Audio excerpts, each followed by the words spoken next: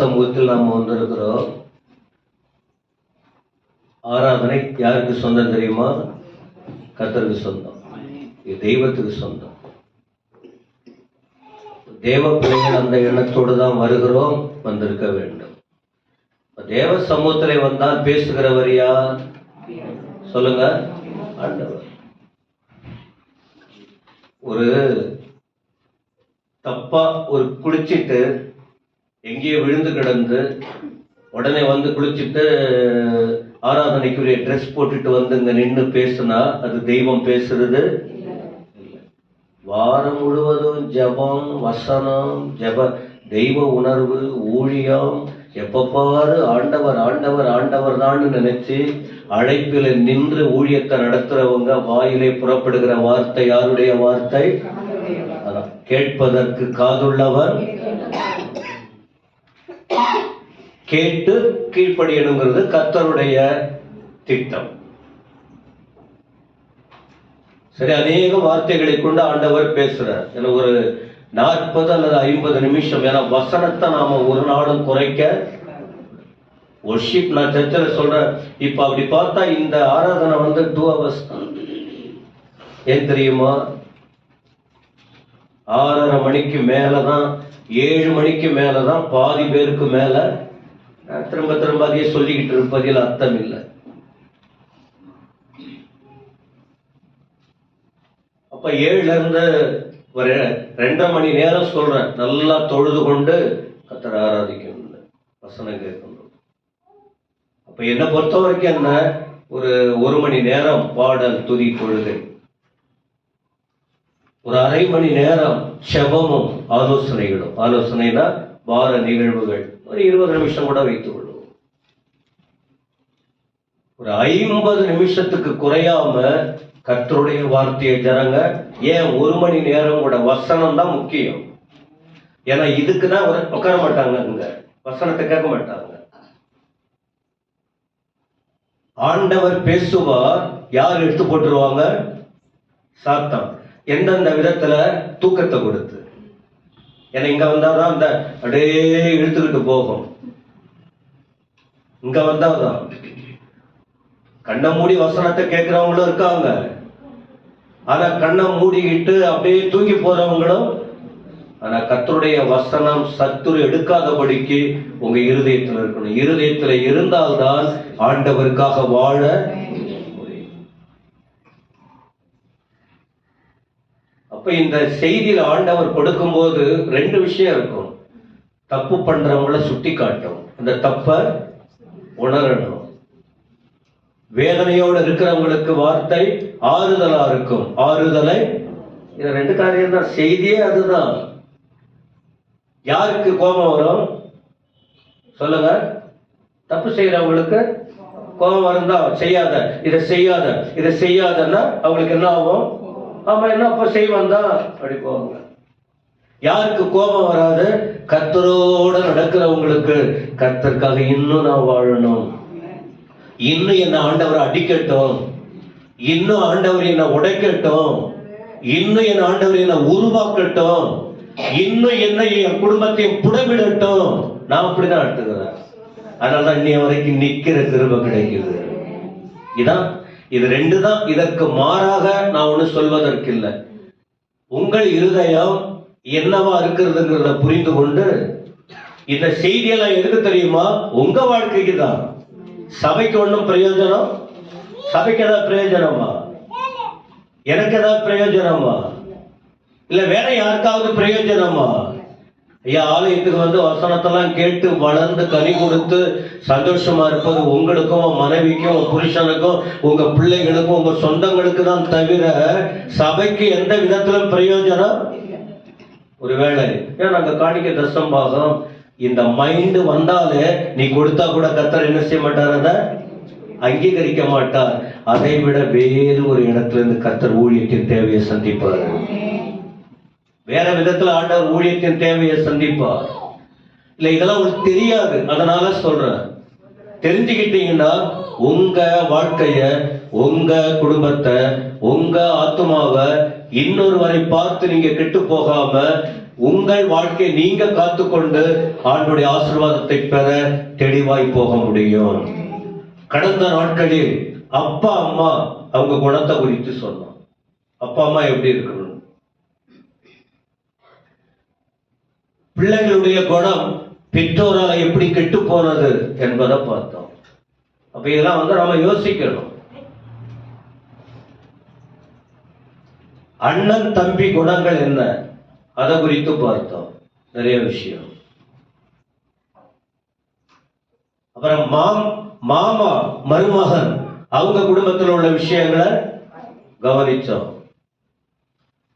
மனைவியின் குணம், புருஷனின் குணம் என்னங்கிறத இல்ல, இதெல்லாம் கேட்கறதுக்கு எதுக்கு? உங்க சுயத்துக்கு எடுத்துக்கிட்டு சின்னதுனா கூட நீங்க யோசித்துக்கிட்டு கொஞ்சம் கூட வளர்ச்சி இல்லாம கீழே போகிறதுக்கா அல்லது மேல வர்றதுக்கா எத்தனை பேர் யோசிக்கிறீங்க? எதுக்கு ஆண்டவர் பேசுறாரு?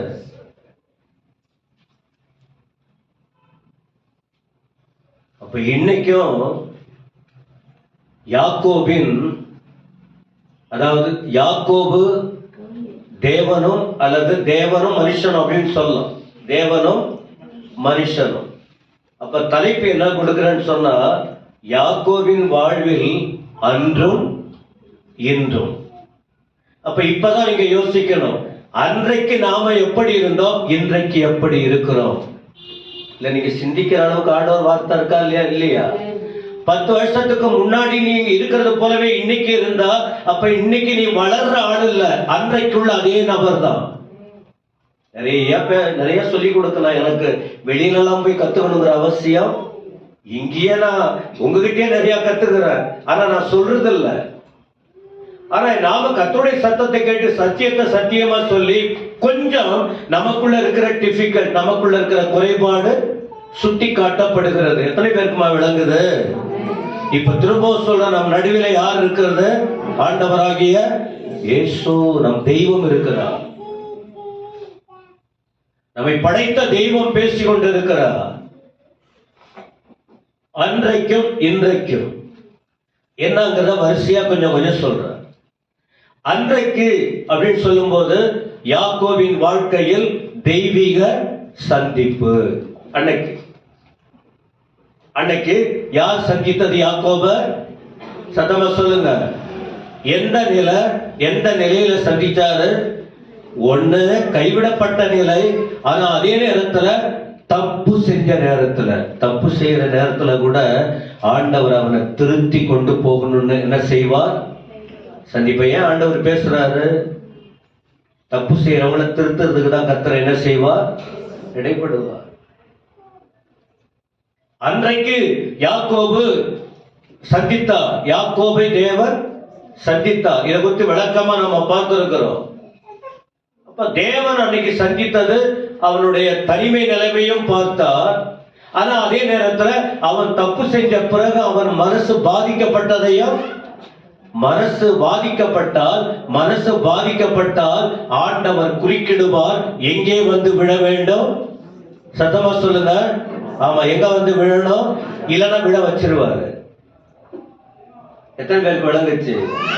முறுக்கிக்கிட்டு நாமெல்லாம் வர்றதில்லைன்னு சொன்னா அப்புறம் தொடச்சந்த தொடுற சூழ்நிலை வந்துடும். என் காலில் அந்த குதிகால் வலிக்கிறது போல தொட்டுருவார். நான் ஒரு மாதிரி என்ன யாருக்கோ சொல்ற போல இருக்கும், ஆனால் சத்தியம் அவருக்கு தெரியும். எந்த மீனை போட்டு எந்த மீன் கொக்கி போட்டு இழுத்துட்டு வரணும்னு கர்த்தருக்கு நன்றாக. இதை ஆறுதலாம எடுத்துங்க, எச்சரிக்கையாக எடுத்துங்க. கர்த்தர்கிட்ட நம்ம விளையாடக்கூடாது. யாக்கோபு வாழ்க்கையில கடுமையாவும் இருக்கு, பாவமாவும் இருக்கு.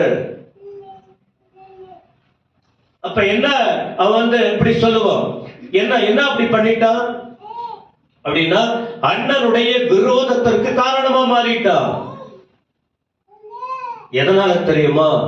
அறிந்தும் அறியாமலும் இல்ல, அறிந்தும் அறியாமலும். அப்போ ஒரு மனுஷ வாழ்க்கையில நீங்க கவனிக்கணும், அறிந்தும் செய்யற தப்பு இருக்கு, அறியாமல் செய்யற ரெண்டுமே தப்பு தான். யாரா இருந்தாலும் நீங்க சொல்லுவீங்க, ஏன்னா அவங்க பரவாயில்லையா, இவங்க பரவாயில்ல, எவங்க பண்ணாலும் தப்புன்னா தப்புதான். தெய்வத்துக்கு முன்னால அது எந்த இதெல்லாம் கிடையாது. யாரா இருந்தாலும் சரி, தப்புனா தப்புதான். இப்ப இந்த இடத்துல ஒரு வசனம் 28ஆம் அதிகாரம் 41ஆம் வசனம், முக்கியமான வார்த்தைகளை மட்டும் உங்களை வாசிக்க சொல்றேன். கண்டிப்பா நம்ம சர்ச்சில் நான் சொல்ற வார்த்தை எல்லாருக்கும் புரியும் என்று விசுவாசிக்கிறேன். அந்த முக்கிய வார்த்தையை பிடிச்சு கொள்ளுங்க. அன்னைக்கு நீங்க ஏமாத்துறவங்களா இருந்தீங்களா? அன்னைக்கு தெரிஞ்சு தெரியாம செஞ்சு தெரிஞ்சு பண்ணீங்களா, தெரிந்து பண்ணலையா அப்படிங்கறத, ஏன்னா இப்போ நமக்கு தானே செய்தி, வேற வராதவங்களுக்கா செய்தி? வரவங்களுக்கு தானே, வரவங்க தானே சரியாகிறதுக்கு கர்த்தர் நம்மோட பேசுறாரு. 28:41 படிங்க. என்னது? 27:41.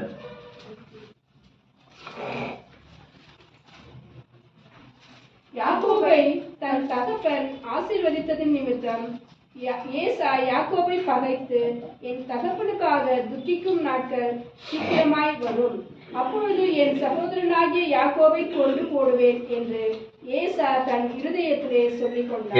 இப்ப நீங்க கவனிக்கணும், ஏன் இந்த எண்ணம் வந்தது? அண்ணன்கிட்ட ஏன் இந்த இத சம்பாதிச்சுக்கிட்டான்? இல்ல, ஏன் செய்த தப்பு. அப்ப அங்க இருக்கிற அதான் ரெண்டு கோணத்துல உங்களுக்கு நான் சொல்லிக்கிட்டு இருக்கேன் வசனத்தை. ஏன் உங்க மேல மற்றவங்க பகை, குறைவெறி, பிளான், திட்டம் ஏன் வருது? நான் உங்களை விட மாட்டேன், நான் இவங்களை அப்படி பண்ணுவேன், நான் இதை செய்வேன். இது முதலாவது என்னது? மனுஷிக குணம், ரட்சிக்கப்படாத குணம், பேய் குணம். ஆமா தானே? ஏன்னா தெய்வ பிள்ளைகளுக்கு இதை போல குணங்கள் எல்லாம், ஏன்னா இவன் தெய்வ பிள்ளையா இருந்தாலும் தெய்வீகத்துக்கு இல்ல, அப்ப அந்த குணத்தை உருவாக்கிக்கிட்டு இருக்கான். இதான் அப்போ என்ன செஞ்சான் பாருங்க, அண்ணனின் உள்ளத்தில் என்ன என்ன என்ன வந்துச்சு? விரோதம். விரோதத்துக்கு காரணம் என்ன? இவன் பண்ண செயல். இப்ப நீங்க சொல்லுங்க, நீங்க உங்களை மற்றவங்க இப்படிப்பட்ட குணத்தோடு பேசுற அளவுக்கு நீங்க நடந்திருந்தாதான் அவங்க என்ன செய்வாங்க? அத போல பேசுவாங்க. நீங்க அதே நேரத்துல விசுவாசிகளுக்கு சொல்ற, அவங்க ஏசா போல ஆட்கள் பண்ணலாம், யாக்கோபு ஸ்தானத்துல இருக்கிற நீங்க இந்த செயலை செய்ய அறிந்து அறியாமல் தவறை செய்ய. சரி, மனுஷன் தானே தவறிட்டோமே. இப்ப நமக்கு சொல்ற வார்த்தை என்ன? ஆண்டவர்கிட்ட விழுந்து ஒப்புரவாகிவிட வேண்டும். அதனால்தான் இங்க தனிமையாக்கப்பட்டான், பிரச்சனை வந்தது. சரி, இவன் உள்ளத்தை கர்த்தர் பார்த்தா, இப்போ யாக்கோப கர்த்தர் சந்திக்கிறாரு. தெய்வ சந்திப்பு. தப்பு செஞ்சவன் தான், ஆனா மனதார அவன் செய்யல, மற்றவுடைய தூண்டுதல். அதனாலதான் நான் மற்றவங்களுக்கு சொல்லிக்கிட்டே இருக்கிறேன். நேற்று ஒரு பாஸ்டர் பேசினாரு. பாஸ்டர், எப்ப பாரு போய் டீ கடைக்கிட்ட உட்காந்துக்காதீங்க, 2 பேரு 3 பேரு 5 பேரு 4 பேரு.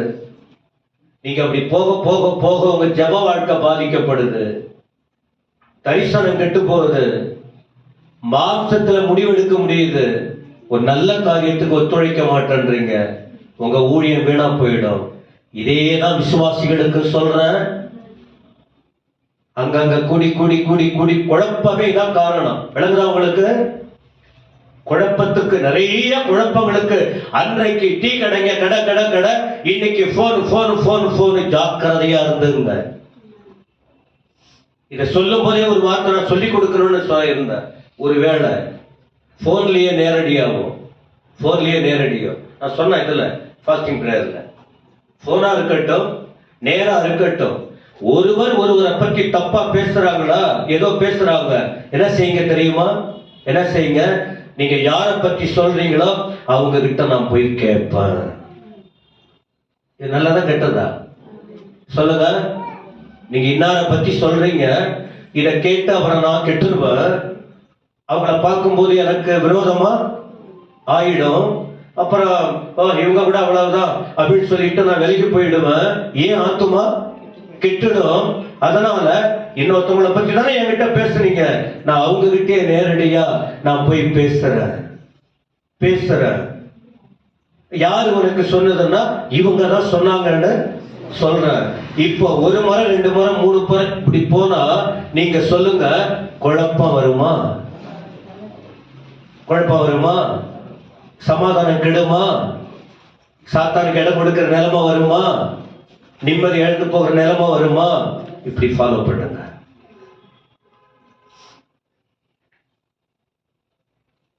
இப்படி நீங்க பின்பற்றுங்க, உங்க ஆத்மாவை நீங்கள் காத்துக்கொள்ள முடியும். எத்தனை பேருக்கு இந்த வார்த்தை விளங்குச்சு? இதுக்கு மேல எப்படிங்க சொல்லிக் கொடுக்கிறது? அறிந்தோ அறியாமல தவற வாய்ப்பு இருக்கு மனுஷங்க எல்லாருக்கும். ஆனால் இப்ப இங்க ஆண்டவர் அண்ணன் உள்ளத்துல விரோதம் பெருகிறதுனாலதான இவன் அந்த இடத்தை விட்டு தூரமாய் போக வேண்டிய நிலைமை. சொல்லுங்க, இல்ல நான் சொல்றது சரியா சரியில்லையா? இதை சொல்லும் போதே இன்னொரு வார்த்தை சொல்றேன். ரோமர் 13ஆம் அதிகாரம் 4ஆம் வசனம்.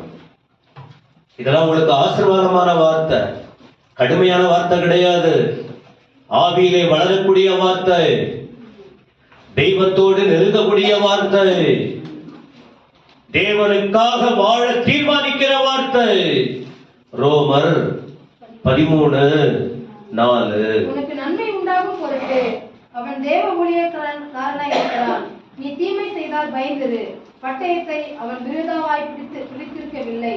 தீமை செய்கிறவன் மேல் கோபாக்கிலே வரப்பண்ணும்படி அவன் நீதியை செலுத்துகிற தேவ ஊழியக்காரனாய் இருக்கிறான். நான் அந்த சப்ஜெக்டை விட்டுடுறேன். அவன் ஊழியக்காரன், அவன் ஆட்சி செய்கிறவன், அவன் அதிகாரி, அதெல்லாம் விட்டுடுறேன். அதெல்லாம் கவனிங்க. உங்க மனசாட்சிக்கு தீமைன்னு தெரிஞ்சா என்ன செய்யுங்க? சத்தமா சொல்லுங்க, பயந்து பேசுங்க, பயந்து வாழுங்க. தேவையா தேவையில்லையா அந்த வார்த்தை? ஆண்டவர் பேசுறாரா பேசலையா?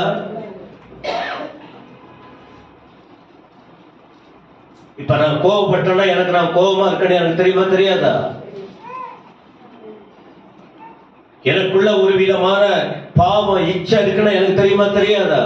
நான் தப்பு பண்ணிட்டு இருக்கேன். அப்ப நானே உள்ளத்துல வச்சுக்கிட்டு இன்னொருத்தவங்களை நம்ம சாட, இன்னொருத்தவங்களுக்கு டென்ஷன் பண்ண, உங்களுக்கு சொல்றேன், நம்ம தேவ பிள்ளைகள், நீங்க தீமை செய்தா தப்பு. தீமைன்னா என்ன? இவன் போல, யார் போல? யாக்கோபு போல தீமை செய்தா. நம்ம எல்லாரும் அநேக விஷயங்களில் தவறுகிறோம்.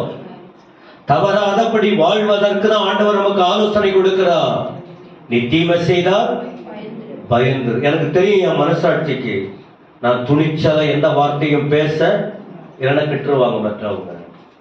நான் தப்புன்னு தெரிஞ்ச பிறகு, எனக்கு தீமன்னு என் வாழ்க்கையில தெரிஞ்ச பிறகு அதை மறைக்க நான் பிரயாசப்பட என கர்த்தர் வெளிப்படுத்திடுவாரு.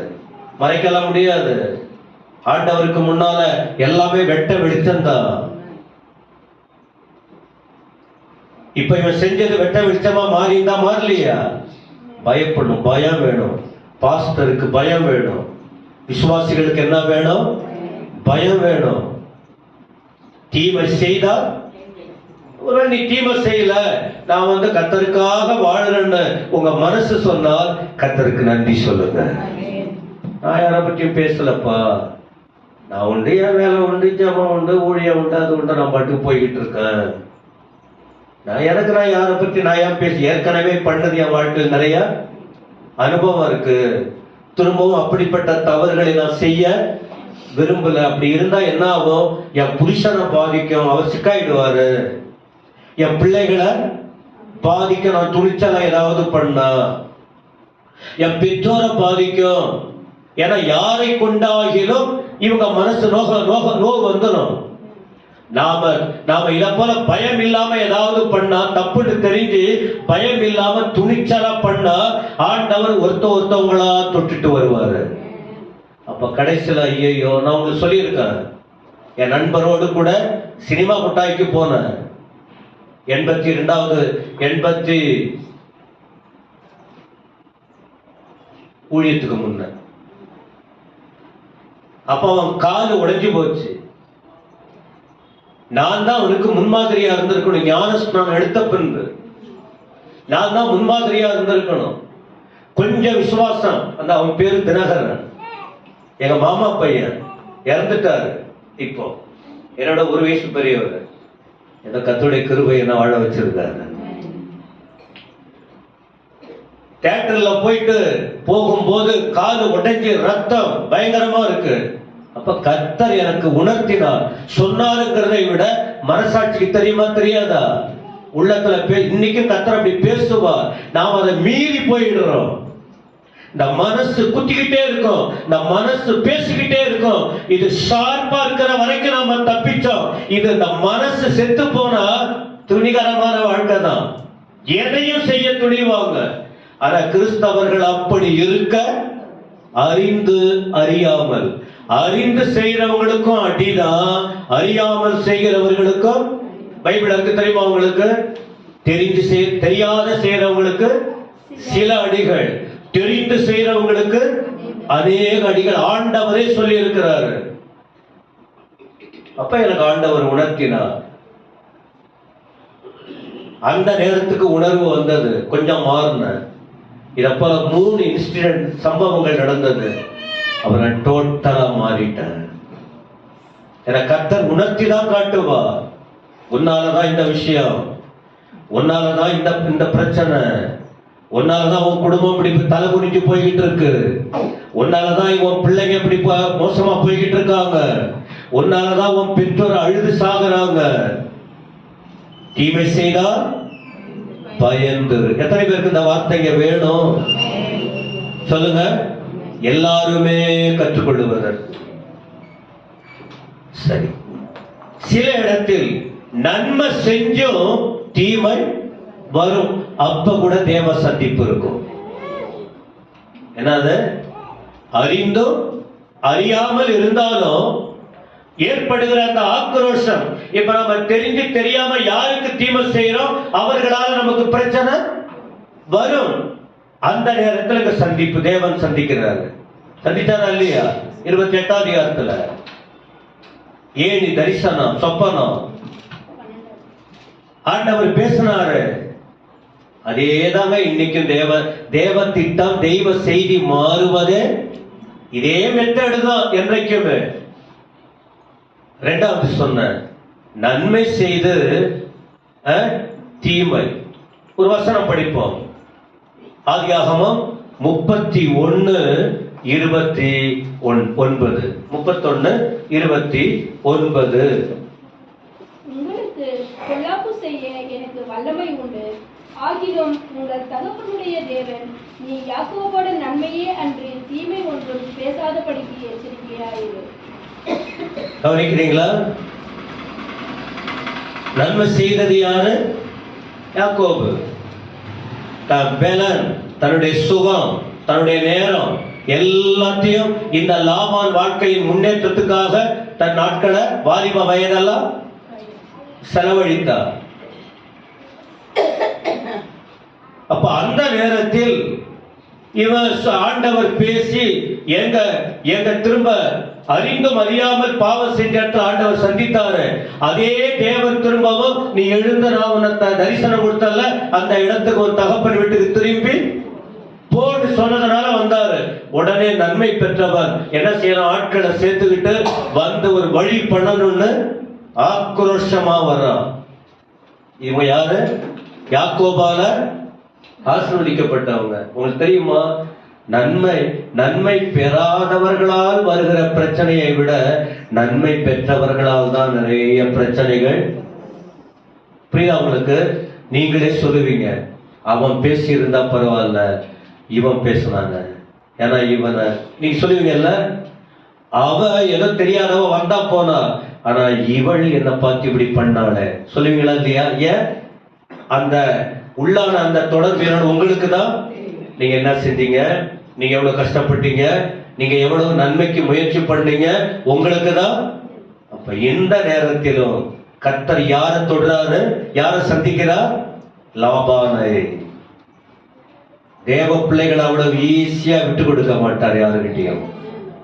தேவ பிள்ளைகளை, தேவனுடைய பிள்ளைகளை, காரணம் இருக்கோ காரணம் இல்லையோ, இன்னொருத்தவன் கையில ஆண்டவர் தமது பிள்ளைகளை விடவே. ஆனா இந்த நன்றி உணர்வு அவனுக்கு இருக்கோ இல்லையோ, யாக்கோபுக்கு இருக்கணும். அப்புறம் தான் விளக்கி சொல்றார். அங்க நீங்க வேத பகுதி படிச்சு பாருங்க, விளக்கி சொல்றார். என் தேவன் என்னோடு இருக்கிறார், எங்களோட நடத்திக்கிட்டு இருக்கிறாரு, அதனாலதான் உன்னை கடிந்து கொண்டார். தேவன் சும்மாலாம் விட மாட்டார். எத்தனை பேர் கவனிக்கிறீங்க? நம்ம அப்பா ஏசப்பாவே கையை கட்டிக்கிட்டாருன்னு நினைக்காதீங்க. அப்படியே கண்ணை மூடிக்கிட்டு இருக்காருன்னு நினைக்காதீங்க. நன்மையும் அவருக்கு தெரியும், தீமையும் அவருக்கு தெரியும். அவர் தயவை நாம நாட வேண்டும். ஏன் தெரியுமா? அவன் என்ன சொன்னான்? யாரு? லாபான். பொல்லாப்பு செய்ய எனக்கு வல்லமை உண்டு. அப்ப என்ன? அவன் பொல்லாப்பு செய்யணுங்கிற நோக்கத்தோடு தான் மகன்னு பார்க்கல, மருமகன்னு பார்க்கல, தன் பிள்ளைகள்னு பார்க்கல. வாயில வருதுன்னா நீங்க பாருங்களேன், திடீர்னுலாம் வாயில இருந்து வார்த்தை வராது. ஒருத்தவங்க பேசுறாங்கன்னா அப்படி சும்மா டக்குன்னு அப்படியெல்லாம் அவங்க குணமே அதுதான், அதனாலதான் வாய் தந்து அப்படி பேசுறாங்க. இல்ல, அவங்க யதார்த்தமா பேசிட்டாங்க, யதார்த்தமா தான் பேசுறாங்க. ஆனா அவங்களுடைய இருதயத்தின் குணமே ஏற்கனவே அததான் வளர்த்து வச்சிருக்காங்க. திடுக்கெல்லாம் பேசுறதில்ல, அவங்க இருதயம் இன்னும் மாறல. அந்த இருதயத்துல இன்னும் தெய்வீகம் நிரம்பல. தெய்வீகம் நிரம்பினால் என்ன சொல்லுவாங்க? அங்க சமாதானமான வார்த்தை வரும். இத போல வார்த்தையை உச்சரிக்க மாட்டாங்க. என்ன சொல்லுவாங்க? என் பிள்ளைகளே ஏப்பா அப்படி பண்ணீங்க, அப்படிதானே வரணும். இது தெய்வ குணம் இருந்தா அப்படி வரும். ஆனா இவருக்கு அது இல்ல. பொல்லாப்பு செய்ய எனக்கு வல்லமை, அது ஓ வீட்டுல, அது ஓ இடத்துல, எல்லா இடத்தையும் வாழ ஆட்ட அதான் கத்த சட்டித்தார்.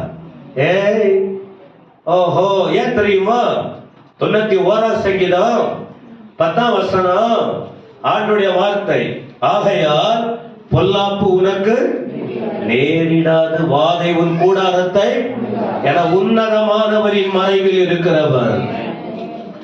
கர்த்தருடைய நிழல்ல ஒரு மனுஷன் இருக்கும் போது, கர்த்தருடைய வார்த்தைக்குள் ஒரு மனுஷன் இருக்கும் போது, நல்லவனோ கெட்டவனோ, நிக்கிறானோ விழுந்தானோ, எப்படியோ பிரச்சனை. தேவனை விட்டால் எனக்கு வேற வழி இல்ல. தெய்வம் தான் எனக்கு. யார் என்ன பண்ணாலும் கர்த்தர் தான் பார்த்துக்கணும். நான் தப்பு செஞ்சாலும் என் ஆண்டவர் தான் பார்த்துக்கணும். தெய்வமே எங்களுக்கு எல்லாத்துக்குமே நீங்க தான் சொல்லி ஆண்டவருக்கு ஒப்பு கொடுத்து வாழ்கிறவர்களுக்கு முன்பாக பொல்லாப்பு செய்ய தீர்மானித்தார், கர்த்தர் குறுக்க வந்துடுவாரு. அல்லேலூயா. இது ரெண்டும் தானே. நீங்களும் மற்றவங்களுக்கு பொல்லாப்பு செய்யாதீங்க. உங்களுக்கு யாராவது பொல்லாப்பு செய்தால், பொல்லாப்புனா என்ன? கெட்டது. நீங்களும் மற்றவங்களுக்கு கெட்டது செய்யாதீங்க. உங்களுக்கு யாராவது கெட்டது செய்தால் அது உங்க கிட்ட வரவே வராது. சத்தமாவின் சொல்லுங்க. இது தேவ வார்த்தை. சரி, ஆண்டவர் எப்படி மாற்றிட்டாரு பாருங்க. தேவன் சும்மா விடுறதில்ல. தேவன் சும்மா விடுறதில்ல. 31 அதிகாரம் 55 வசனம் படிங்க. 31:55. லாபான் அதிகாலமே எழுந்திருந்து தன் குமாரரையும் தன் குமார்த்திகளையும் முத்தம் செய்து அவர்களை ஆசீர்வதித்தான். பின்பு லாபான் புறப்பட்டு தன் இடத்திற்கு இதுக்கு முன்ன அவன் வாயில என்ன வார்த்தை வந்தது? நம்ம கவனிக்கிறீங்களா இல்லையா? என்ன வார்த்தை வந்தது? பொல்லாப்பு. நல்ல வார்த்தை இல்ல வாயில. பிளீஸ், சர்ச்சில் இருக்கிறவங்களுக்கு ஒரு நல்ல வார்த்தை வரட்டும். எப்பவும் ஏசப்பா நிறைஞ்சு இருந்தா எப்பவுமே வாய் திறக்கும் போது என்ன வார்த்தை வரும்? அதுதான் வேணும், அதுதான் வரணும். ஏண்டா ஒண்ணு நல்லது வரும், இல்லன்னா அப்ப கெட்டது வரும்போது பக்கத்துல ஒருத்தவன் பார்த்துக்கிட்டு இருக்கிறான். ஏன் நம்மளாயிட்டான் இவன், இவன் அப்படியே தட்டிக்கிட்டு போயிடலான்னு சொல்லிட்டு நம்மளை கெடுத்துருவான் அவன், பிசாசு. நீ வாயை நல்லதுக்கு திறந்தால் ஆண்டவர் உங்களை அற்புதமா நடத்துவா. உங்க வார்த்தை கெட்டதா இருக்குமானால் அப்புறம் பிசாசு உங்களை அப்படியே அப்படியே அழுத்தி போட்டுருவான். ஆனா நாள் வரும், என்ன தெரியுமா, மனிதன் சத்துருவாய் எழும்பும் போது என்ன செய்வாரு, எந்த மனுஷன் ஒரு வழி பண்ணிருப்பாங்க அப்படின்னு ஆண்டவர் விடுவாரா? அவங்க பேசுறபடி, அவங்க யோசிக்கிறபடி கர்த்தர் விடுவாரா? சொல்லுங்க. ஆண்டவர் என்ன மாத்திட்டாரு? பொல்லாப்பு செய்ய எனக்கு வல்லமை உண்டு என்று சொன்ன அதே வாயினால கர்த்தர் என்ன செஞ்சார்? அவரை மாத்தி பிள்ளைகளை கூப்பிட்டு முத்தம் செய்து அவர்களை, எந்த வாயினால் கெட்ட வார்த்தை சொல்லி தன் பிள்ளைகளை அடித்தானோ அதே வாயினாலே அந்த பிள்ளைகளை ஆசீர்வதிக்கும்படி வார்த்தைகளை சொல்ல வாயை திருப்பினார். ஏன்? கர்த்தருடைய தொடுதல், தெய்வ சந்திப்பு. நான் திரும்பவும் சொல்ற, சபை மக்கள் தெய்வ சந்திப்புக்குள் இருக்க வேண்டும். நம்ம எல்லாருமே நல்லவர்களாகவே சொல்லவும் முடியாது, எப்பவுமே கெட்டவங்களே சொல்லவும் முடியாது. ஆனால் கெட்ட நிலையில் இருந்தாலும் நல்ல நிலைக்கு வருவதற்கு ஆண்டவர் இடைப்பட்டுக் கொண்டிருக்கிறார். எவ்வளவு பிரச்சனைகளை நான் சந்திக்கிறேன், நான் ஒண்ணும் பேசுறதில்ல, யாருக்கு முட்டி போட்டு ஜெபம் பண்ணிக்கிட்டு இருக்கேன். எதுக்கு? நல்லது வரணுமா? இல்லை, மற்றவங்களை மனதார என்ன செய்யணும்? ஆசீர்வதிக்கணும். இதான் வளர்ச்சி. இதுக்கு மேல ஆண்டவர் எப்படி பேசுவாருங்க? சரி, இது ஆண்டவர் சந்தித்தது. இன்று என்ன? அன்றும் இன்றும்.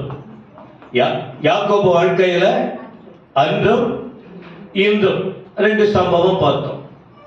அப்ப இன்றும் அப்படின்னா என்ன அப்படி சொன்னா, இப்ப அன்று சந்திப்பை பெற்று ஆரானுக்கு போறாரு, இன்று தேவ சந்திப்பை பெற்று பெத்தேலுக்கு, கானானுக்கு போறாரு.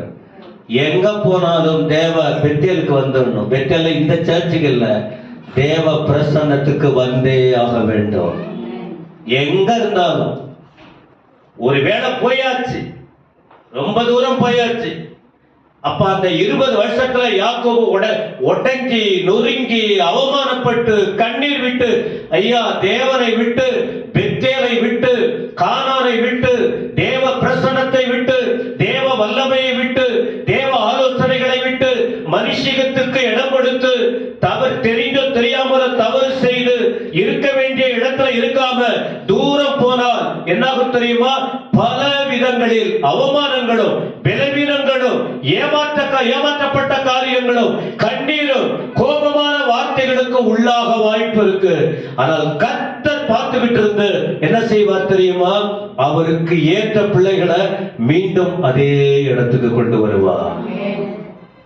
இதுதான் கர்த்தருடைய வழி. இப்ப யாக்கோபு திருப்பி விடுறார். இன்று அன்று தூரம் போக ஆண்டவர் அனுமதித்தார். இன்று மீண்டும் நீ என்ன செய்ய?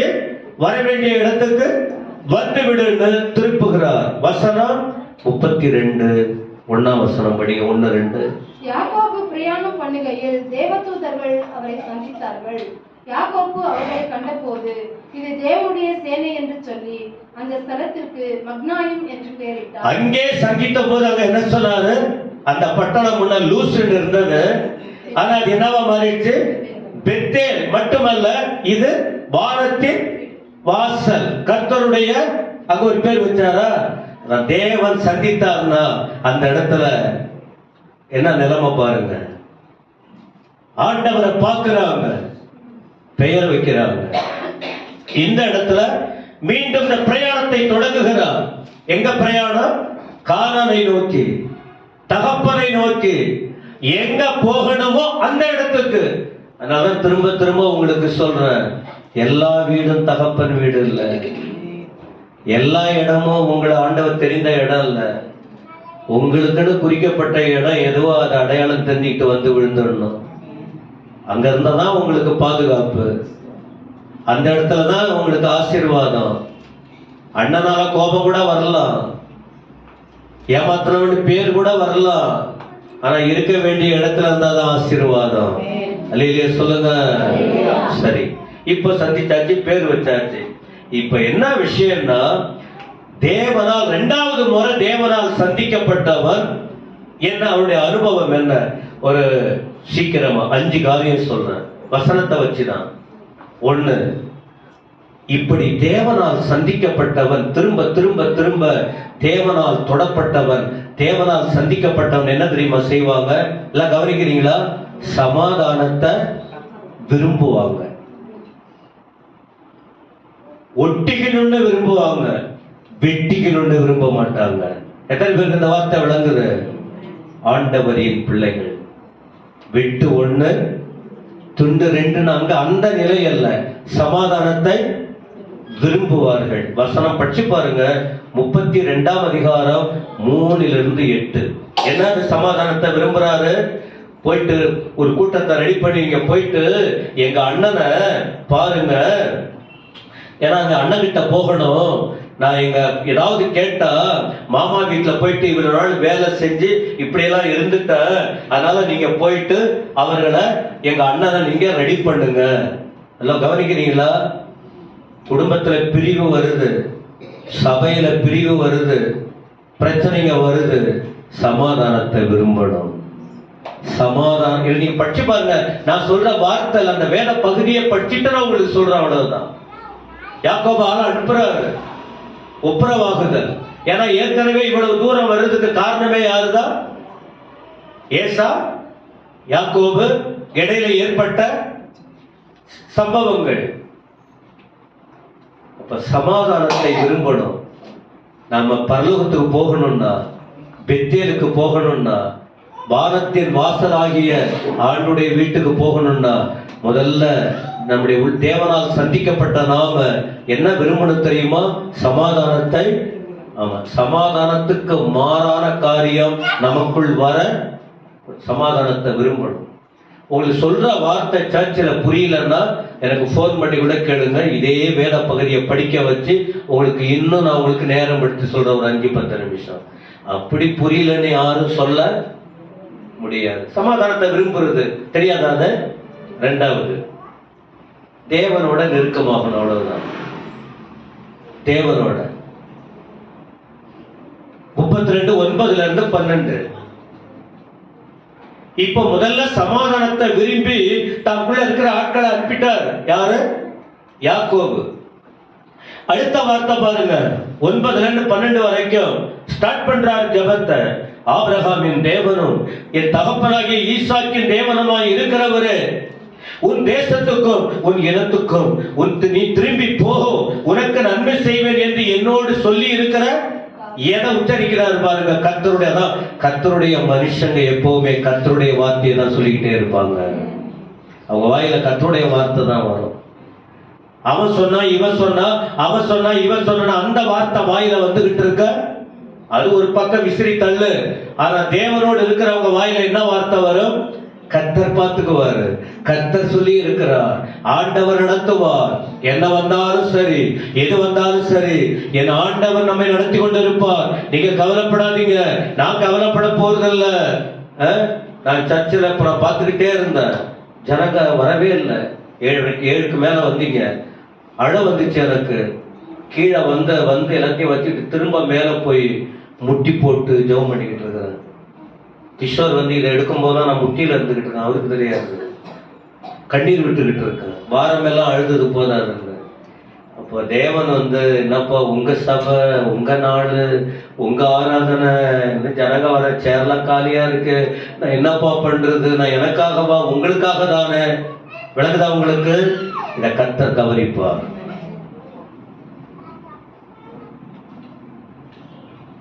தேவனோடு நெருங்குதல். அப்ப ஜெபம் பண்றாரு, நான் எவ்வளவும் பாக்கிய பாத்திரன் இல்லை, கோலும் கையுமா வந்த 2 பரிவாரங்களை உடைய. அந்த வார்த்தையை நீங்க கவனிக்கணும். என் சகோதரனாகிய ஏசாவின் கைக்கு என்ன தப்புவியோ, அவன் என்னையும் பிள்ளைகளையும் தாய்மார்களையும் முறிய அடிப்பான் என்று அவனுக்கு.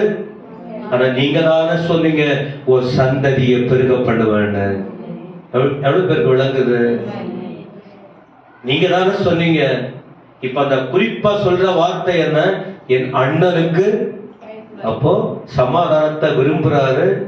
இப்ப அண்ணனை குறித்த பயம். அப்ப இந்த பயம் போக அவன் விரும்புறது நடக்கணும்னா யார்கிட்ட விழணும்? சத்தமா சொல்லுங்க. மனுஷங்கால ஏன் போய் விழணும்? அங்க போய் உட்காந்துட்டு அவங்க கிட்ட பேசுறதுனால குழப்பம் தான் வரும். இங்க போய் பேசுறதுனால இது புத்தி அங்க வரும், அது புத்தி இங்க வரும். கடைசியில ரெண்டுமே கெட்டு போய் நான் சொன்ன திரும்ப திரும்ப திரும்ப கஞ்சி குடிச்சாலும் நீ நிம்மதியா? கர்த்தர் கஞ்சி கொடுக்கல நமக்கு. சொல்றேன், நாம நிம்மதியா? ஏன் நிம்மதியை கெடுத்துக்கணும்? இப்ப இவ்வளவு சொல்லி கொடுக்கிற நான் யார் சமூகத்துல விழணும்? இவ்வளவு வார்த்தை கேட்கிற நீங்க யார்கிட்ட விழணும்? ஐயா, உங்க நன்மைக்காக ஆண்டவர் பேசிக்கிட்டு இருக்காரு. சாத்தான் சோதனையை கொண்டு வருவான், ஜாக்கிரதையா இருங்க. மூன்றாவது, ஜெபத்திற்கு பிறகு முயற்சி பண்ற. என்னது? இவங்களை விட்டுறக்கூடாது. இவங்களை மீண்டும் நாம் அந்த சமாதானத்துக்கு முற்பட வேண்டும். அப்படியே விட்டுறக்கூடாது. அப்படியே விட்டுறக்கூடாது. விலகிட்டாங்க, ஒதுங்கி இருக்காங்க, அவங்க வந்து சேரணும். சொந்த பிளட், சொந்த ரத்தம், விலகி இருக்க கூடாது. சில பிரச்சனைகள் அப்பப்ப பேசுவாங்க.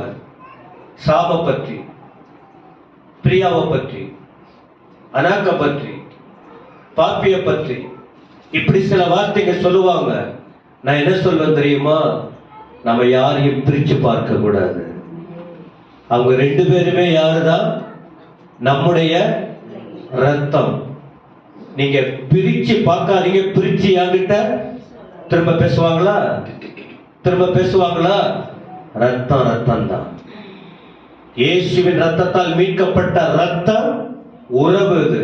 அதனால சபைய நாம் அந்த சமாதானத்துக்கு முயற்சி பண்ணணும். என்ன முயற்சி பண்ணாரு? என்ன முயற்சி பண்ணாரு? கூட இருக்கிறவங்களை அழைச்சாரு, அவங்களுக்கு வெகுமானங்களை கொடுத்து ப்ளீஸ் பண்றாரு. ஆடு மாடு போன்றதெல்லாம் எல்லாத்தையும் பிரிச்சு கொண்டு போயிட்டு எங்க அண்ணன் கிட்ட போய் கொடுங்க. அவன் என்ன ஆயிடுவான்? கோபத்தை விட்டுருவான். சாந்தமா சமாதானமா. ஐயா, சமாதானத்துக்கு முயற்சி பண்ணணும். எரிவதில எண்ணெயை ஊத்தி பெருசா பண்ண குடும்ப வாழ்க்கையிலும், ஊழியத்திலும், சபையிலும், வேலை செய்யற இடத்திலும், படிக்கிற இடத்திலும், எந்த இடத்திலும் ஒரு பிரச்சனை, ஒரு கஷ்டம் வந்தா அதை ஊதி பெருசு பண்ண கூடாது. யாராவது ஒருத்தவங்க இறங்கி வந்து சமாதானத்துக்கு முயற்சி பண்ண, இந்த கீழே இறங்கி முயற்சி பண்றவங்க யார் தெரியுமா? கர்த்தரோடு இருக்கிறவங்க மட்டும்தான். கர்த்தரோடு இல்லாதவங்க இருக்கிறத உடைச்சு சிதறடிப்பாங்க. ஆண்டவரோடு இருக்கிறவங்க இணைந்து செயல்படுவாங்க. நீங்க வேத பகுதியை படிச்சு பாருங்க, நான் சொல்ற கருத்து அங்க இருக்கு. அப்ப எல்லாத்தையும் அவனை சாந்தப்படுத்த பிரிச்சு கொடுக்கிறார். சரி, அடுத்து அந்த முயற்சிக்கு அடுத்து என்ன பண்றாரு தெரியுமா? வேற வழி இல்ல. கர்த்தர் தான் இந்த காரியத்துல தலையிட முடியும். தனித்து ஜெபம் பண்றாரு. வசனம் 32:24-29 எல்லாம் நீங்க வீட்டுல படிச்ச அந்த செய்தி உங்க மனசுல தங்க. புரிஞ்சுங்க. எனக்கு தான் ஐயா பேசினார், உனக்கு தான்னா உங்களை போல நல்லவங்க வேற யாருமே. ஆனா உங்களுக்கு தான், எனக்கு தான் இத போல குறுகிய மனசு உங்களுக்கு வரவே. ஆனா எப்படி எடுத்துக்கணும்? நீங்க கர்த்தர் பேசினார், எனக்கு பேசினார், என் குடும்பத்துக்கு பேசினார், எங்களுக்கு தான் பேசினார். ஆலயம் கர்த்தருடையது. ஆண்டவருடைய சமூகத்திலே நாம வந்திருக்கிறோம். நம்முடைய இந்த உலகத்திலே போய் போராட்டத்துக்குள்ள போக போறோம். அப்ப நம்முடைய வாழ்க்கை சரியான பாதையில் போவதற்காக தான் ஆண்டவர் நம்மோடு இடைப்பட்டுக் கொண்டிருக்கிறார். இப்படி வார்த்தை ஆண்டவர் பேசுறாரு எடுத்துக்கிட்டா உன் துக்கம் மாறும், உன் பலவீனம் மாறும், உன்னுடைய பயம் போகும், உன்னுடைய தடுமாற்றம் போகும், உன் வாழ்க்கையில் இருக்கிற கெட்ட குணங்கள் போகும். கர்த்தரை பிடித்துக் கொண்டு சந்தோஷமா வளர முடியும். சத்தமா ஆமென் சொல்லுங்க. அவ்வளவுதான். கர்த்தர் அப்படிதான் பேசுவார். ஒரே நேரத்துல வாரி கொட்டிட மாட்டார். தனித்து ஜெபம் பண்றார். என்ன? ஆண்டவரே, என் நிலைமை உங்களுக்கு தெரியும். நான் முயற்சி பண்ணி குடும்பம் வரைக்கும் முயற்சி பண்ற சமாதானத்துக்கு. நான் செய்த தப்பால தான் என் அண்ணன் என் மேல கோவப்பட்டார். நானும் இவ்வளவு தூரம் வந்துட்டேன். ஆனா என்னையும் நீங்க விடல. நான் திரும்ப அப்பா வீட்டுக்கு போறேன். அண்ணனும் கிட்டதான் இருக்கான், அங்க வந்துருவான். திரும்ப பிரச்சனை எங்களுக்குள்ள வந்துடக்கூடாது. நாங்க ஒரு தாய் பிள்ளைங்க, நாங்க விரோதமா இருக்க கூடாது. நாங்க ஒத்துமையா மாறிடணும். அவன் ஒத்துமையா இருக்கானோ இல்லையோ, நான் உம்மோட இருக்கிறேன். நான் ஒத்துமையை காண்பிக்கலன்னா நீர் என்னை சந்தித்ததற்கும் நான் உம்மோட இருக்கிறதுக்கும் அர்த்தமே இல்ல. அதனால நானே ஒப்புரவாகிறேன். இன்னொன்னு சொல்றேன், இது சொல்லும் போது அவங்க உங்ககிட்ட வரணும்னு நீங்க பிடிவாதமா இருக்க கூடாது. அவங்க வரட்டும், தப்பு அவங்களே செஞ்சிருக்கட்டும், நீங்க தப்பே செய்யல, என்கிட்ட அவங்க வரட்டும்னு நினைக்க கூடாது. தப்பு செய்தவங்களும் போகணும், தப்பு செய்யாதவங்களும். என கர்த்தருடைய பிள்ளைகள் ஒப்புரவாகிறவர்கள், ஐக்கியப்படுகிறவர்கள். இப்ப தேவ மனுஷன் அவன் உள்ளத்துலதான் சமாதானத்தை விரும்புவார். இப்ப இவரு அதுக்கு முக்கியமா என்ன பண்றாரு? ஜெபம் பண்றாரு. யாக்கோபு தனித்திருந்தான், ஆண்டவர் தொட்டார், தொடை சந்தை தொட்டார், சுருக்கிட்டு கால் ரொம்ப நல்லா நடக்க முடியுமா? ரொம்ப நல்லா இருக்கும் நடக்க வச்சா. அப்புறம் அவன் சொல்றாரு, பொழுது போயிடுச்சு, என்ன விட்டுரு, சத்தம் வருது. அப்ப இவர் சொல்றாரு வாய்ப்பை பிடிச்சிக்கிட்டு, நீ என்னை ஆசீர்வதித்தால் ஒழிய, ஐயா கர்த்தருடைய ஆசீர்வாதம் இந்த உலகத்தில் நீ 4 வீடு கட்டி இருக்கலாம். நான் தான் 4 வீடு கட்டினா ஐயா சொன்னார், அந்த புத்தியில நான் பேசல. எனக்கு பேசும்போது அந்த மைண்டெல்லாம் நமக்கு செய்திக்கு ஏற்றபடி யதார்த்தமா கர்த்தர் உணர்த்துற வார்த்தையை சொல்றோம். எனக்கு இவ்வளவு இருக்கு அவ்வளவு இருக்கு ஒண்ணும் கிடையாது, அழிஞ்சிடும். கர்த்தர் கொடுக்கிற ஆசீர்வாதம் தான் நிலைத்திருக்கும். கர்த்தருடைய ஆசீர்வாதமே ஐஸ்வர்யத்தை தரும். அதோடு அவர் வேதனையை தேவ ஆசீர்வாதம் பெற, தேவ ஆசீர்வாதம் இருந்தா சமாதானம் இருக்கும், தேவ ஆசீர்வாதம் இருந்தா பலன் இருக்கும், தேவ ஆசீர்வாதம் இருந்தா ஐக்கியம் இருக்கும், தேவ ஆசீர்வாதம் இருந்தா விடுதலை இருக்கும், தேவ ஆசீர்வாதம் இருந்தா எல்லாரும் கூட அன்பா இருப்போம், எல்லாரும் கூட ஐக்கியமா இருப்போம். இதான் தெய்வத்தால் ஜெபிக்கிறவர்களால் நடக்கிற விஷயங்கள். சரி, இப்ப தனித்து எல்லாம் ஜெபம் பண்ணிட்டாரு. இப்ப கவனிங்க, தேவ சந்திப்பு வந்துச்சு போன்னு ஒரு தெய்வத்தை முன்ன வச்சு பண்ணா வெற்றி வருமா தோல்வி வருமா? ஒரு சத்தமா இருங்க. இல்ல எவ்வளோ முயற்சி பண்ணோம், ஒன்னும் நடக்கல. தேவனுக்கு ஏற்றபடி தேவ சித்தத்துக்குட்பட்டு தேவனுக்கு பிரியமா ஒரு காரியத்தை செஞ்சா அங்கே தோல்வி அல்ல, கர்த்தர் வெற்றி கொடுக்கிறவர். ஆமென். ஒரு வசனம் படிங்கள, 33ஆம் அதிகாரம் 4ஆம் வசனம், ஆதியாகமம் 33 வசனம் 4. அப்பொழுது ஏசா எதிர்கொண்டு ஓடி வந்து அவனை தழுவி அவன் கழுத்தை கட்டிக்கொண்டு அவனை முத்தம் செய்தான். இருவரும் அழுதார்கள். கவனிக்கிறீங்களா? கர்த்தர் என்ன செஞ்சிருக்காரு? ஆளதான் இந்த முயற்சி தான் சமாதானத்தை விரும்பணும். நாமெல்லாம் போங்கல, நீங்கெல்லாம் போங்கல. கர்த்தர் பேசும்போது இன்னும் வாரி கட்டிங்கள. ஆண்டவரோட ஜபம் மாம்சத்துல விளையாடாதீங்க. எதுக்கடுத்தது ஜபம் போடுங்க, எதுக்கடுத்தது ஆண்டவர்கிட்ட சொல்லுங்க. 3வது முயற்சி பண்ணணும். முயற்சி பிரிவினையாக்காது, முயற்சி திருவினையாக்கும், ஐக்கியப்படுத்தும். நீங்களே கற்பனை பண்ணிடக்கூடாது, அது ஒண்ணும் நடக்காது. அப்புறம் உங்க புத்தி அப்படி. முயற்சி செய்தால், நன்மைக்கு முயற்சி செய்தால் தேவன் அந்த இடத்துல கிரியை செய்வார். அப்புறம் தனியா போராடணும். தனியா போனாதான் வேதனையை கொட்ட முடியும். 4 பேர் ஜெபிக்கும் போது அடக்கி ஜபம் பண்ணணும். முக்கிய வார்த்தைகளை விட்டக்கூடாது ஜப குறிப்புல கூட. அதனாலதான் பிரச்சனையா வருது. 4 பேர் மத்தியில எதை சொல்லணுமோ அதை தான் குறிப்பு நடத்தணும், அதை தான் வாயில சொல்லணும். அதை சுட்டி காட்டினா கோபம் வந்துடும்.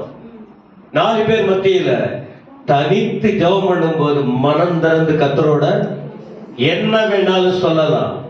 அப்பதான் ஆண்டவர் ஆசீர்வதிச்சாரு. அப்புறம் வெற்றியா தோல்வியா? இப்ப என்ன பார்த்தோம்? இவர் முயற்சிக்கு வெற்றி கிடைச்சதா இல்லையா? ஏன் தெரியுமா?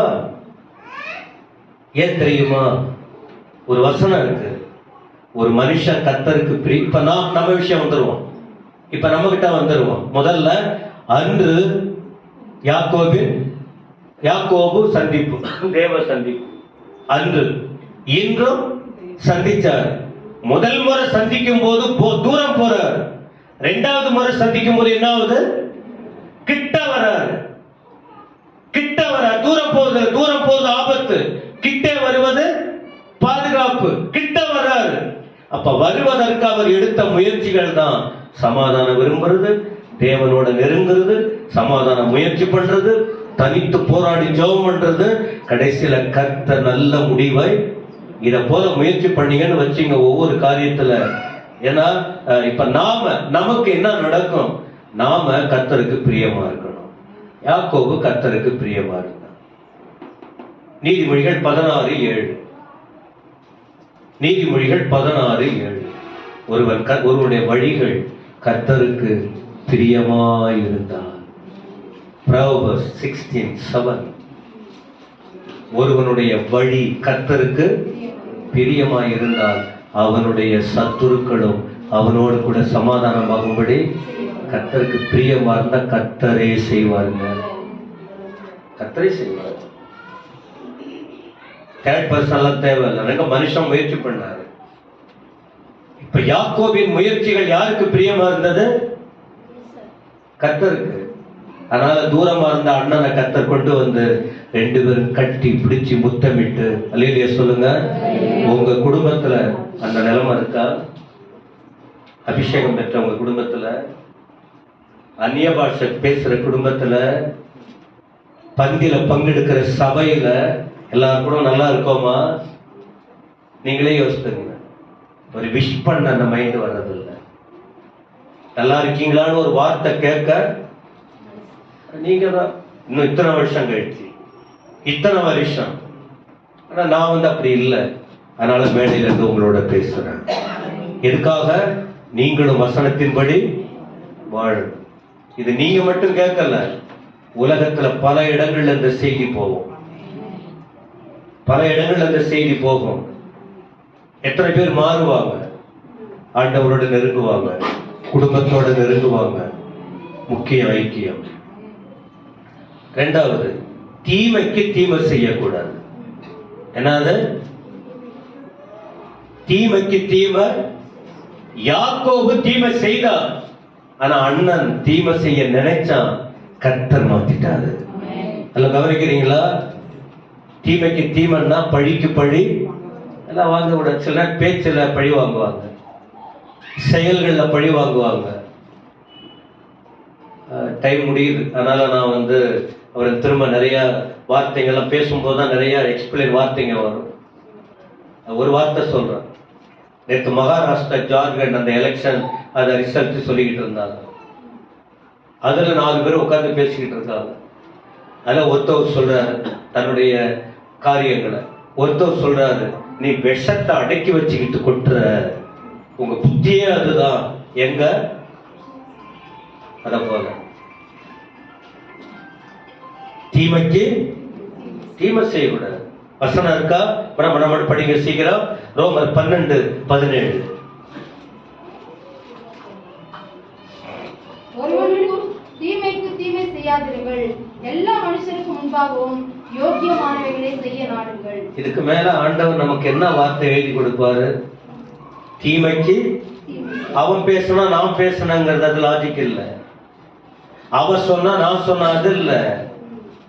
இப்ப என்னவோ நான் யாரும் கேட்கறது இல்லையே. ஒரு நாள் வரும், அவங்க மாறுவாங்க அப்படி நினைக்கிறோம். தீமைக்கு தீமை செய்யாத.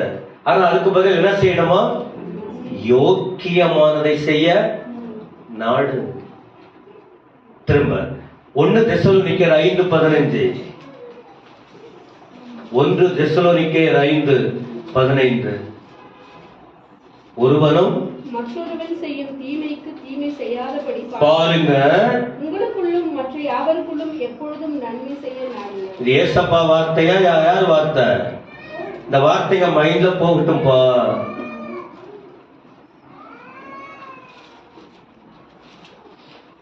எப்பொழுதும் நன்மை செய்ய நாடுங்க.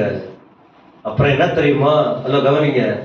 யாக்கோபு சமாதானத்தை விரும்புறது போல நீங்களும் என்ன செய்யுங்க? சமாதானத்தை விரும்புங்க. ரோமர் 12:18. ரோமர் 12:18. கூடுமானால் உங்களால் ஆன மக்கள் எல்லா மனுஷரோடும் சமாதானமாய் இருக்கிறது. அவ்வளவுதான் தேவ பிள்ளைகளுக்கு ஆண்டவர் கொடுக்கிற வார்த்தை. இதான் ஆண்டவர் கொடுக்கிற வார்த்தை. ஐயோ போயும் போய் இந்த சபைக்கு வந்தோம் அப்படின்னு சொன்னவங்க சத்தமா கையை வைத்து ஆமென் சொல்லுங்க. அப்ப விளக்குதெல்லாம் உங்களுக்கு. ஏன்னா சத்தியம் பேசப்படுகிறது. ஒரு ஆத்துமா கெட்டு போயிடக்கூடாது என்பதற்காக கூடுமான வரைக்கும் யாவரோடும் சமாதானமாய் இருக்க ட்ரை பண்ணணும், நாடுங்கள். அப்படி இருந்தால் என்ன தெரியுமா, என்ன ஆசீர்வாதம்? மத்தேயு 5:9. மத்தேயு 5:9. சமாதானம் பண்ணுகிறவர்கள் பாக்கியவான்கள், அவர்கள் தேவனுடைய. எல்லாம் கவனிக்கிறீங்களா? எப்ப பாரு தீமன், எப்ப பாரு தீமன், எப்ப பாரு தீமன். அவங்க யாருடைய பிள்ளை இல்ல? யாருடைய பிள்ளை இல்ல? ஆண்டோடைய பிள்ளை இல்ல. எப்ப பாரு சமாதானம். நான் சமாதானம் தான் பேசுவேன், நான் சமாதானத்துக்கு தான் முயற்சி பண்ணுவேன். நான் எங்க போனாலும் என் பேச்சு சமாதானம் தான் இருக்கும். என்னால ஒரு ஆத்மா பிரிஞ்சு போறதுக்கு என் வார்த்தை யாரும் பார்க்கல, கர்த்தர் பார்த்துக்கிட்டு இருக்காரு. நான் சமாதானம் தான் பேசுவேன். அப்படி இருந்தால் அவங்க தான் யாரு? தேவனுடைய. அவங்க தான் தேவ பிள்ளை. இது நீங்க படிச்சா உங்களுக்கு தெரியாது. அதனாலதான் சபையில அப்படி விளக்கி கொடுக்கிறார் ஆண்டவர் இந்த செய்தி. ஏன் சமாதானமா இருக்கணும்? யாக்கோபு சமாதானத்தை விரும்பினாரா, குடும்பம் உடைச்சிக்கணும்னு விரும்பினாரா? சொல்லுங்க. இன்னைக்கு நாம ஏன் சமாதானத்தை விரும்பணும்? ஒருவேளை பிரியமானவர்களே, நம்ம வாழ்க்கையில தெரிஞ்சு தெரியாம மனுஷிகம் அப்படியே உள்ளத்துல இருந்து ஜப வாழ்க்கை இல்லைன்னா மனுஷிகம் தாங்க இருக்கும். வெடுக்கு வெடுக்குன்னு தான் பேசுவோம். ஜபத்தோடு கர்த்தரோட நெருங்கினா ஆண்டவர் உணர்த்தி காட்டுவார். உடனே போதுப்பா, நான் நேற்று கோபமா இருந்தேன், இன்னைக்கு என்னோட ஆண்டவர் பேசினார், ஓ தெய்வம் என்ன மன்னிச்சிருங்கப்பா, நான் இறங்கிடுறேன் ஆண்டவரே, நான் இறங்கி போறேன்ப்பா, நான் இறங்கி போறேன் ஆண்டவரே. அப்படி இறங்கி போகிற ஒரு மனநிலை. ஏன் அப்படின்னா, எல்லாம் கவனிங்க, சமாதானத்தின் தேவன் சீக்கிரம் வரப்போறார். இதுக்காக தாங்க நான் கெஞ்சுறேன், இதுக்காக தான் நான் மாரடிச்சுக்கிறேன். நான் இல்ல, ஊழியக்காரவங்க. இதுக்காக தான் சர்ச்சுக்கு வாங்க, பைபிளை படிங்க, ஜெபம் பண்ணுங்க, வசனத்தை கேளுங்க, சிந்தனை செய்யுங்க, வாழ்க்கையை காத்துக்கொள்ளுங்க. இஷ்டம் போல வாழாதீங்க. பாவம் செய்ய நிறைய வாய்ப்பு இருக்கு. ஆனா பாவம் செய்து கொண்டே இருக்க பாவி பரலோகத்துக்கு போக முடியாது. ஒரு பரிசுத்தம் வேணும். எல்லாத்துக்கும் மேல கர்த்தர் சீக்கிரம் வரப்போகிறார். 1 தெசலோனிக்கேயர் 5:23. சமாதானத்தின் தேவன் என்ன செய்வாரா? டக்கு டக்கு டக்குன்னு ஏன் அப்படி மடிச்சு வச்சுக்கிட்டீங்க? போறதுக்கு முடிவு பண்ணிட்டீங்களா? அதான் இதுதான் நான் சொல்லக்கூடாது. ஆனா விளையாட்டா சொல்லலாம். இதை எப்படி எடுத்துக்கிறாங்களோ எனக்கு தெரியல. என்ன பண்றது? 1 தெசலோனிக்கேயர் 5:15-23. சமாதானத்தின் தேவன் தாமே உங்களை முற்றிலும் பரிசுத்தமாக்குவாராக. உங்கள் ஆவி, ஆத்மா, சரீரம் முழுவதும் நம்முடைய கர்த்தராகிய இயேசு கிறிஸ்து வரும்போது குற்றமற்றதாய் இருக்கும்படி காக்கப்படும். இயேசு கிறிஸ்து வரப்போறாரு. ஆண்டவர் எப்ப வருவார் நமக்கு? நிறைய பேர் ஏமாத்துவாங்க, அதெல்லாம் இப்ப வர்றதில்லைன்னு சொல்லி ஏமாந்து போகாதீங்க. ஆண்டவர் வரப்போகிறார். எப்பன்னு தெரியாது. அவர் முன்னால நாம குற்றமற்றவர்களா நிக்கணும். வரப்போகிற தேவன் யார் தெரியுமா? குழப்பத்தின் தேவன் அல்ல, கலகத்தின் தேவன் அல்ல, பிரிவினை பண்ணுகிற தேவன் அல்ல, வெட்டி விடுற தேவன் அல்ல, இணைக்கிற தேவன், சமாதானத்தின் தேவன், ஜீவனை கொடுத்த தேவன். ஒரு ஆத்மா விலையேற பெற்றது எல்லாரையும் மேல கொண்டு வரணும்னு விரும்புகிறார். இதுக்கு மேல நீங்க என்ன பண்றீங்களோ எனக்கு தெரியாது. இது ஆறுதல் இல்லையா? இது ஆசீர்வாதம் இல்லையா? இது தெளிவு இல்லையா? விலகி போகாம இருப்பதற்குரிய வார்த்தை இல்லையா? சொல்லுங்க. எழுந்து நிற்போம். ஒரே ஒரு நிமிஷம் கண்களை மூடி. ஆண்டவரே, இப்பதான் சில நேரத்துல இந்த நேரத்துல தான் எழுந்து வேகமா ஓடிடுவாங்க. பந்தி நேரத்திலையும் சரி, பிரசங்கம் முடிஞ்ச உடனே டக்குன்னு பார்த்தா பின்னால உட்கார்ந்து இருப்பாங்க. இப்பதான் பயத்தோட பக்தியோட கண்களை மூடி இவ்வளவு என்னோட பேசுனீங்க ஆண்டவரே, இவ்வளவு வார்த்தையின் மூலம் என்னோட பேசுனீங்கப்பா. என் வாழ்க்கை என்னவா இருக்கு?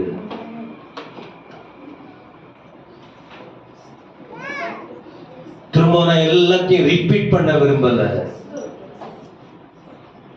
எல்லாத்தையும் ரிப்பீட் பண்ண விரும்பல. தெய்வ சந்திப்பு அன்று என்று. முதல் சந்திப்பு தூரமாய் கொண்டு போய் ஆசீர்வதித்தார். இரண்டாவது சந்திப்பில சமாதானமான சூழ்நிலையை உருவாக்கினார். முதல் வருகையில் ஆண்டவர் இயேசு இந்த உலகத்தில் வந்து தன் ஜீவனை கொடுத்தார். இரண்டாவது வருகையில் நம்மை பரலோகத்துக்கு கொண்டு போக வரப்போகிறார். இதற்கிடையில் கர்த்தர் அவருடைய வார்த்தையின் மூலம் நம்மோடு கூட பேசிக் கொண்டிருக்கிறார்.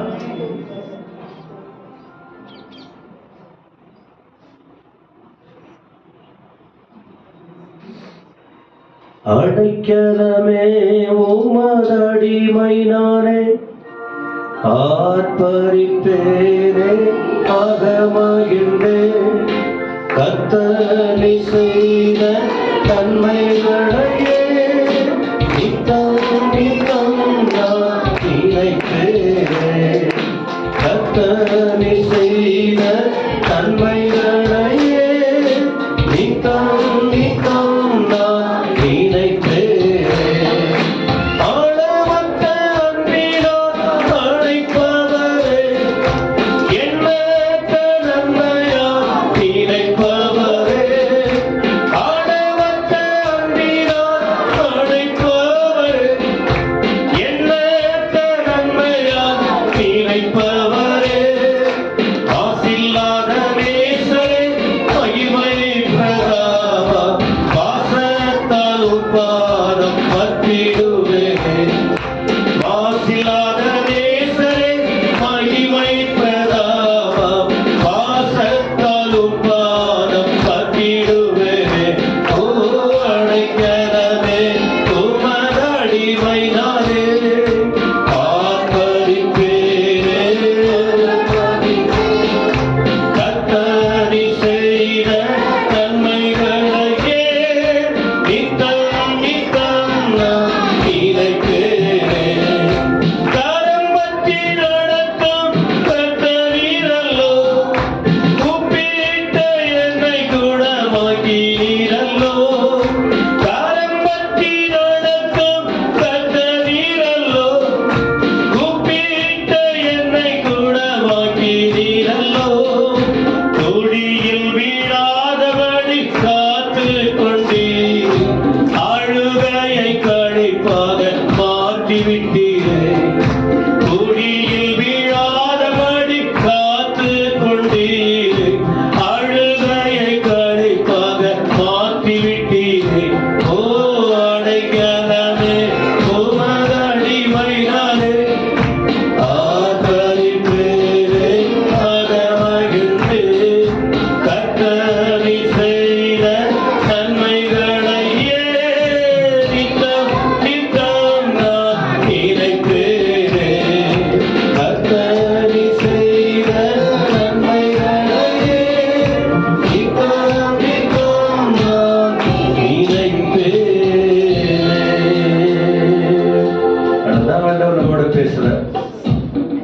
தேவன் நம்ம சந்தித்தார். அப்படி முதல் வாழ்க்கை எப்படி இருந்திருக்கலாம்? தேவன் தொடர்ந்து பேசிக் கொண்டிருக்கிறார். சமாதானம் முக்கியம்.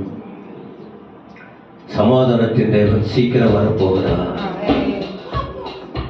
ஒருவர் ஏற்றுக்கொள்ளப்படுவார், ஒருவர் கைவிடப்படுவார். அந்த கைவிடப்பட்ட கூட்டத்தில் யாரும் இல்லாம ஏற்றுக்கொள்ளப்படுகிற அந்த கூட்டத்தில் நாம் இருக்க ஆண்டவர் கிருபை கொடுக்கும்படி இதுக்கு மேல விளக்கம் வேணுமா? கரங்களை உயர்த்தி கர்த்தருக்கு நன்றி சொல்லுங்க. அப்பா உமக்கு நன்றி. உங்களோட பேசுனா ஆண்டவருக்கு நன்றி சொல்லுங்க. ஆமையா, என்னோட பேசுறீங்க ஆண்டவரு, எனக்கு தெளிவை கொடுத்தீங்கப்பா, எனக்கு உணர்வு கொடுத்தீங்க ஆண்டவரு, என்ன நீங்க நேசிக்கிறீங்கப்பா, என்னோட ரொம்ப நெருக்கமா இருந்து என்னோட பேசுறீங்க ஆண்டவரு. பரலோகத்திலாவே பிரசன்னத்துக்காக அந்த எல்லாரையும் ஆசீர்வதிங்க. இன்று மாலை 4:30 மணிக்கு கேரல்ஸ் போறவங்களை குறித்த ஒரு கூட்டம் வைக்கணும்ப்பா. எல்லா வாலிப ஆண் பிள்ளைகளும் வரட்டும். அவங்கவுங்க பெற்றோர் அவங்க வீட்டுல சொல்லட்டும். அடுத்த வாரமோ அல்லது அடுத்த வாரமோ அதை நாங்க செய்யணும். உங்க ஊழியத்தை நாங்க நிறைவேற்றணும். வந்த அனைவருக்காய் ஸ்தோத்திரம். எங்களுக்கு எல்லாமே நீங்க தான் துணை, எங்களுக்கு எல்லாமே நீங்க தான். எல்லாம் போயிடும், நீங்க மட்டும்தான் கூட இருப்பீங்க. அந்த எண்ணத்தோடு தேவ ஜனங்கள் வளரட்டும், ஆசீர்வதிக்கப்படட்டும். உமக்கு மகிமை. நாங்க அப்பிரயோஜனமான ஊழியக்காரங்க, முடிஞ்ச வரைக்கும் இது செய்யறோம். அவ்வளவுதான். இயேசுவின் நாமத்தில் வேண்டிக் கொள்கிறோம் பிதாவே. இந்த கர்த்தரா இருக்கிற இயேசு கிறிஸ்துவின் கிருபை, பிதாவாகிய தேவனுடைய அன்பு, தூய ஆவியானுடைய ஆசீர்வாதம் நம்ம எல்லாரோடும் கர்த்தர் வர வரைக்கும் நிலைத்திருப்பதாக. என் ஆத்துமாவே முழு உள்ளமே, என் ஆத்துமாவே அவர் செய்த சகல உபகாரங்களையும் மறவாதே. கர்த்தர் உங்களை ஆசீர்வதிப்பார். ஒரு ஐக்கியப்பட்டு போங்க. சர்ச்சுக்கு வருவது அதுக்குதான். ஒருவரை